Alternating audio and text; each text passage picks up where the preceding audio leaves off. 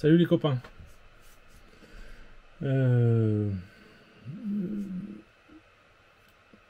sais de quoi je vais vous parler, mais déjà bonjour. J'espère que ça va, que voilà, en Russie, bah, tout se passe bien, tout va bien. Pensez à vous abonner, pensez à mettre un pouce, partagez cette vidéo. Celle-là, vous allez pouvoir la partager. Je pense que ça va intéresser pas mal de monde. Pensez aux mamans des soldats. Alors bon, je vous ai dit, hein, le compte Revolut, c'est fini. Ils m'ont fermé mon compte sans rien, sans explication, sans rien. Ils ont fermé, c'est tout. Ils m'ont dit, on ferme votre compte. On ne sait pas pourquoi. Il n'y a aucune connexion avec la Russie, tout ça. Je sais pas. Ensuite, les mamans des soldats. Donc voilà, bah, si vous pouvez, bah, c'est sur Boosty. Il n'y a pas d'autre choix maintenant, pour l'instant. Enfin voilà. Donc, aujourd'hui, j'ai reçu à déjeuner mon neveu qui a été blessé sur le front. Il avait 45 jours de permission, qui tire à sa fin. Il repart bientôt. Donc on ne le reverra pas avant qu'il parte, parce qu'il là il part chez sa copine à 250 km d'ici. Et de là il partira directement, parce qu'il y a quelqu'un qui repart sur le front avec sa voiture. Donc ça lui coûtera beaucoup moins cher que, je sais plus combien il m'a dit, ils prennent 90 000 roubles, je crois, 900 € pour aller là-bas. Et là le copain avec la voiture il prend rien, quoi. On partage l'essence et puis c'est tout, quoi. Donc il écourte son repos de 10 jours. Alors, quand il est arrivé ici, à midi, il se grattait pas mal. Donc du coup il a retiré son t-shirt, et ben, puis j'ai vu son dos, j'ai vu ses bras. Ça va mieux. La peau non touchée n'est plus rouge. Par contre, toute la peau touchée et brûlée, elle est une sorte de couleur violette, un petit peu, léger. Ici, sous son bras, c'est ouvert de ça à peu près, parce qu'il a fait un mouvement trop brusque et ça a déchiré sa peau. Il m'a dit que sa peau était très sensible.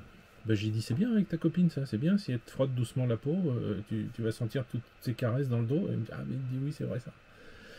Bon voilà, donc on a rigolé avec ça. Et il m'a montré pas mal de photos. Alors, sur toutes les photos qu'il m'a montrées, en fait, j'ai bien regardé, je peux pas vous les mettre.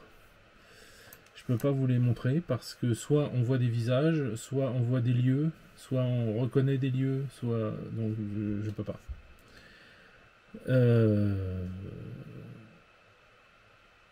Il y en a une seule que je peux vous montrer, que je vais vous montrer d'ailleurs. C'est une photo qu'il a prise juste après avoir abattu un rat avec sa Kalachnikov. Alors abattre un rat avec sa Kalachnikov, c'est pas encore ça va. Sauf que ce rat, il fait la taille de la Kalachnikov.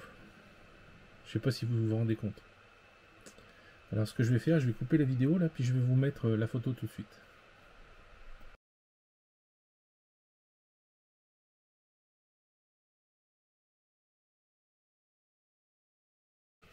Voilà, donc vous avez vu le monstre. La Kalachnikov, c'est la sienne. Il l'a mis à côté du rat, justement, pour montrer la taille des trucs. Alors, pourquoi les rats font cette taille, là-bas? Il m'a expliqué que, en fait, ce qui se passe, c'est que quand il y a du vent, ils le sentent, ça, mais là où il est, mais quand il n'y a pas de vent, bon, bah non, ils en sont assez loin. Mais ce qui se passe, c'est que les Ukrainiens qui meurent, ils sont pas récupérés. Sauf s'ils n'ont pas le choix, sauf si... Mais il y a des unités, des fois, où les commandants... parce qu'en fait, ce qui se passe, c'est que s'ils récupèrent les corps, il va falloir payer une pension à la famille. S'ils récupèrent pas les corps et qu'ils les laissent pourrir, et qu'on les retrouve pas, qu'ils sont dans la terre, ou je ne sais pas quoi, il n'y a pas de pension à payer, et ils sont déclarés déserteurs. Donc du coup, les rats, ils ont buffé à volonté. Ils bouffent, ils bouffent, ils bouffent, ils bouffent. Et ils grossissent, ils grossissent, ils grossissent, et ils deviennent aussi gros que ça. Alors j'ai dit, mais c'est pas un rat, c'est un... Comment ça s'appelle, un autre rongeur, là. Il m'a dit, non, non, non, c'est un rat, on a bien regardé, c'est bien une tête de rat, c'est un rat, c'est pas autre chose. Il y a des plus anciens qui sont avec lui, qui s'y connaissent bien, qui ont dit non, non, c'est bien un rat. Et il y en a plein des comme ça. Alors, il m'a montré des photos de son chat. Ils ont 2 chats. Il y en a un qui s'appelle Babouchka, grand-mère, je sais pas pourquoi. Et le sien, je me rappelle plus le nom qu'il a donné. Et bah le chat peut rien faire, quoi, parce que les rats, ils sont plus gros que les chats. Qu'est-ce que vous voulez qu'ils fassent, les chats? Contre les petites souris, tout ça, bon. Et ce qu'ils ont, c'est qu'ils ont, quand ils dorment, par exemple, entre les lits, ils ont des sortes de papiers collants qu'ils mettent, que l'armée leur donne. C'est des papiers collants, c'est-à-dire les souris, les rats de taille normale, ils se collent là-dessus. Et puis du coup, ben, il n'y a plus qu'à les attraper, puis les zigouiller, les foutre dans l'eau, bref. Parce qu'il y en a beaucoup, quoi. Et les gros comme ça, ben, s'ils arrivent pendant la nuit, ils se collent les pattes sur le truc, et ils se barrent avec la bande collante, ils en ont rien à cirer, quoi. Enfin bon. Voilà. Donc il m'a montré d'autres photos, c'est quand il est arrivé là-bas il y a 2 ans et demi. En fait, ils avaient creusé une sorte de grand trou rectangulaire je sais pas combien ça fait, 80 cm de profondeur peut-être, et c'était là qu'il dormait en fait, à l'air libre. Donc il a dit, c'est lui d'ailleurs qu'on voit sur la photo, c'est un de ses copains qui l'a pris en photo, qui est avec dans son duvet, et qui dort, ou qui essaye de dormir du moins. Et il dit, là ça a été une période... on n'avait rien, on n'avait même pas de pelle pour creuser, c'était le début, quoi. C'était très compliqué. Ça a été très très dur. Alors depuis, comment ça se passe la vie des soldats russes sur le front? Je lui ai dit, mais tu manges quoi? Tu manges les rations de troupes tous les jours, tout ça, t'en as pas marre? Il me dit, non, non, mais on mange pas ça, on en a des fois, si on n'a pas envie de faire à manger, tout ça.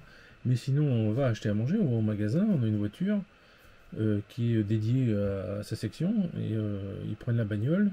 Alors il faut faire gaffe au drone, alors il faut surtout une voiture qui va plus vite qu'un drone, sinon le drone vous rattrape. Mais si la voiture va vraiment vite, donc quand ils roulent comme des cinglés, quoi. Et ils vont en ville. Alors il a dit tout est très cher, parce que les gens savent que les soldats ils ont des sous, donc tout est très cher, mais le problème c'est que c'est les prix pour les soldats. Bon, à la rigueur ça va, mais c'est les prix pour les gens aussi. Donc ça c'est pas cool, quoi. Les gens ils peuvent pas acheter une bouteille d'eau à 5 euros, c'est pas possible. Bon, ça c'est un problème. Mais eux sinon ils peuvent acheter du poulet, ils vont acheter du cochon, ils font des barbecues, ils font, alors avec la fumée évidemment ils font le barbecue dans le bagnat. Là où il y a ce fameux tube qui part sur une centaine de mètres dans la terre, ils ont creusé la terre comme ça, à la main, hein. C'est eux qui l'ont fait, hein. C'est pas l'armée. Et en fait, ça sort à 100 mètres de là, et les fumées sont à plus de 100 mètres. Donc s'il y a un bombardement, ou s'il y a un drone qui vient s'exploser sur la fumée, bah, c'est à 100 mètres de là. Voilà. Qu'est-ce qu'il m'a raconté encore? Il m'a raconté que il s'inquiétait pour ses copains parce que toute leur zone est minée devant eux, toute leur zone est minée. C'est pour ça qu'ils sont en défense depuis presque 2 ans et demi, quoi. Il est à cet endroit, ils n'ont pas trop de problèmes, quoi. Il y a des bombardements des fois, mais c'est tout, quoi. Il n'y a pas d'attaque d'infanterie. Et ses copains lui ont dit que petit à petit ils font exploser des drones sur les mines. Je sais pas comment ils les détectent, mais bon, ils font exploser des drones sur des mines. Et comme s'ils ils étaient en train d'essayer de faire un passage. Alors bon, ça les inquiète un peu. Qu'est-ce qu'il m'a dit d'autre? Il m'a dit que les appelés comme lui, enfin pas les appelés, mais les 300 000, comment on appelle ça, ceux qui ont été pris d'office, quoi, parce qu'ils avaient fait leur service militaire il y a 1 ou 2 ans. Il y a 2 ans et demi, vous vous rappelez, il y avait un recrutement de 300 000 soldats non volontaires. Et il a expliqué que tous ces soldats-là, ils sont en général, sauf s'ils sont volontaires, hein, ça c'est leur problème, ils sont en général en défense, ils sont en général dans des endroits où ils protègent la frontière, où ils protègent les zones de défense, voilà. Et que ceux qui s'engagent comme volontaires, eux par contre font partie des troupes d'assaut, font partie de tout ça, voilà, c'est un petit peu deux mondes. Voilà. Alors, j'ai une bonne nouvelle pour moi. Je lui avais donné en partant mon insigne parachutiste, comme il était para aussi, et je lui avais dit, ça m'a porté chance toute ma vie. Quand j'étais flic, je l'avais. J'ai jamais été vraiment blessé. J'ai jamais, enfin, j'ai reçu des balles, mais j'ai jamais rien de grave. À l'armée, quand j'étais soldat, c'est pareil. Là, j'ai jamais eu de blessure. Ou si, je m'étais cassé la malléole au pied droit, je me rappelle bien. Et c'était en sautant de la girafe, quand on faisait le parcours du combattant, vous savez. Enfin, pour ceux qui m'ont connu. La girafe, ça fait, je sais pas moi, 4 mètres de haut, puis il faut sauter. Et il y a un tas de gravier ou de sable en bas, et moi je suis sauté à côté du tas. Voilà, je suis atterri à côté, donc ça m'a pété la malléole. Qu'est-ce que je voulais vous dire d'autre? Oui, donc ils ont pas une sale vie. Dans les villages à proximité, ou là où ils vont acheter du poulet, du cochon, tout ça, ils s'entendent très très bien avec les Ukrainiens. Enfin, c'est des Russes maintenant, hein, de toute façon, dans ces zones. La Russie ne rendra jamais ces endroits aux Ukrainiens, parce que sinon les gens se font massacrer. Il m'a dit que ils avaient... alors lui personnellement, c'est le seul moment où ils ont fait des prisonniers, c'est quand la Russie a envoyé des tracts en disant appelez telle fréquence sur la radio et on vous dira comment nous rejoindre. Et en fait, bon bah ça s'est fait. Et donc les mecs, il n'y avait pas encore les mines à l'époque, et ils se sont rendus. Donc il a dit, c'est des Ukrainiens tout à fait normaux, c'est ni des nazis, ni des mercenaires, ni des... c'était des types comme lui et moi, quoi. Enfin, je veux dire, des gens normaux, quoi, qu'on a envoyés à la guerre alors qu'ils voulaient pas la faire. Enfin, voilà. Pardon. Donc on lui a mis les petits plats dans les grands, on a mis la belle vaisselle, on a mis la belle table, on leur a fait une bonne salade, je leur ai fait goûter du Ricard qui me restait, c'est pour ça que j'ai fait un appel sur Telegram, que si quelqu'un se sentait l'âme de m'envoyer 1 ou 2 bouteilles de Ricard transvasées dans des bouteilles d'eau en plastique par la poste, je prends parce que j'en ai plus. Et là c'est la catastrophe, quoi. J'en ai plus, c'est la catastrophe. Moi j'essaye de boire ça et pas de la vodka, parce que la vodka c'est trop fort. Enfin, pourtant ça fait 40 degrés aussi, mais c'est pas pareil, ça vous bousille les boyaux, quoi. Donc je leur ai fait goûter à ça, ça leur a pas déplu trop. Ils ont bien rigolé en buvant ça, parce que le Ricard, pour les Russes, ça a exactement le goût du sirop qu'on prend quand on est petit pour le mal de gorge. Voilà, c'est exactement ce goût-là. Voilà, une salade. Je leur ai fait un rôti de porc Orloff avec, vous savez, du fromage. Et puis, alors j'avais pas de bacon, j'ai pas mis de bacon, j'ai mis du fromage. On a oublié le bacon, on n'a pas pensé. Mais c'est pas grave, c'était très bon. Elena avait acheté un tout petit gâteau, mais j'ai dit pourquoi t'as acheté ce petit gâteau, il est trop petit. Elle me dit non, c'est parce qu'on a acheté de la glace hier et je vais mettre une rondelle, parce que les glaces en Russie c'est des gros tubes. C'est pas des boîtes, il y en a aussi, hein, mais en général, la glace russe, c'est des gros tubes fermés aux deux bouts, comme ça, et au centre, vous avez un grand tube de glace. À la vanille, à ce que vous voulez. Donc bah, une rondelle de ça, plus un petit morceau de gâteau, bah, c'était super sympa, en fait.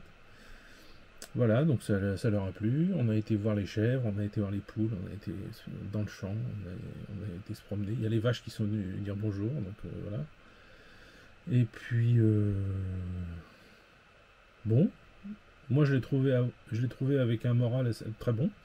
Il a rigolé, de temps en temps, j'ai remarqué 2 ou 3 fois, il avait le regard qui se fixait. Puis d'un coup, il reprenait, il rigolait, ou il répondait à la blague qui avait été faite, mais il a ses yeux dans le vide des fois un petit peu de temps en temps. Bon, ça c'est normal, on va pas... Ce qui lui est arrivé, hein, c'est normal. Donc voilà. Voilà ce que je voulais vous dire de ça. Malheureusement, je peux pas je sais que vous voudriez, mais Je peux pas vous mettre les photos parce que ça concerne l'armée russe, tout ça c'est très très réglementé. Donc là, bah, vous avez vu une Kalachnikov avec un gros rat à côté. Mais bon, voilà, c'est comme ça. Il faut respecter ça, il y a des règles, il faut les respecter, voilà, c'est tout. Et ben écoutez, je vous laisse. Je vous souhaite une bonne. Bah là, on est dimanche, donc je sais pas quand la vidéo va sortir, j'en sais rien, parce que j'en ai plein d'avance là. Je commence à en avoir beaucoup. Et je vous en ai fait pas mal. Et je crois que il y a des vidéos jusqu'au 12, je crois. On est le 6, c'est ça? Le 6 avril, ouais. Voilà, il y aura peut-être pas, ou alors je vais faire d'avance entre le... merde, je sais plus combien. Entre le 18 et le 25, parce que je serai à Kazan.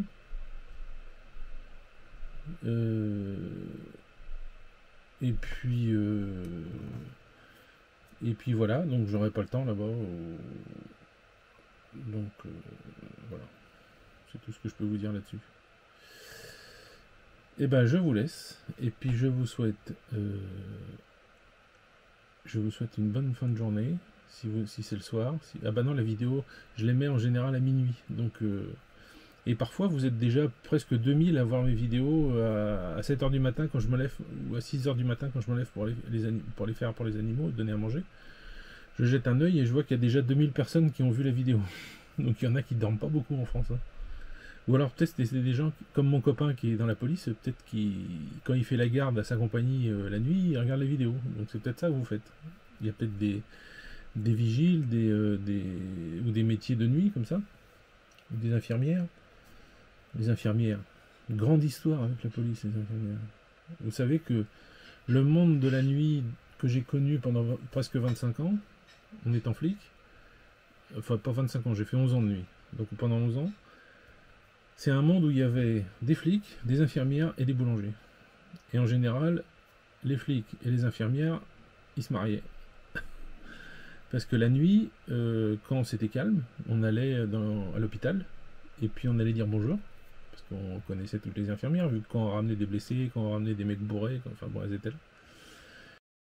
Et puis on allait se faire payer le café. Voilà, on allait boire un café, alors évidemment on ramenait quelque chose, ou on ramenait du café, ou on ramenait des croissants, ou des gâteaux, ou enfin on ramenait quelque chose. Et puis les boulangers, bah, c'est la même chose, à 4h30, 5h du matin, on allait chercher des croissants, on payait, on achetait nos croissants évidemment. Et on avait toujours une discussion avec le boulanger. Mais on avait du pain chaud, des croissants chauds, enfin c'était bon, voilà. Mais en Russie j'ai plus ça maintenant. Bon, c'est comme ça. Bon, enfin voilà, j'étais très très content d'avoir vu mon neveu aujourd'hui. Il m'a pris dans les bras, il m'a serré pendant... Voilà. Ah oui, c'est ça, je voulais vous dire tout à l'heure. En partant, je lui ai donné mon insigne parachutiste. Et il l'a sur lui en permanence depuis 2 ans et demi. Et je lui ai dit, tu gardes ça avec toi, ça te sauvera la vie. Moi, ça m'a toujours aidé. Et il est dans son portefeuille. Et en fait, quand il a eu sa brûlure, quand il a eu son accident, il me l'a pas dit. Mais là, aujourd'hui, il a pu me dire, soulagé, que...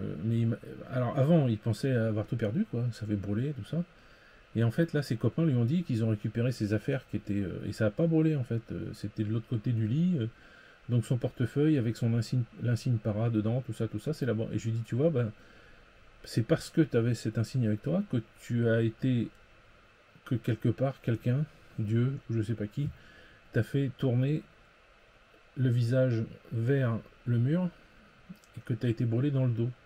Et non pas de face, ton visage brûlé, tes mains brûlées, ton ventre brûlé, t'es tout brûlé, quoi. Et grâce à ça, tu as été blessé, bien sûr, mais tu étais dans le bon sens. Ça t'a protégé, quoi. Donc il est d'accord avec ça.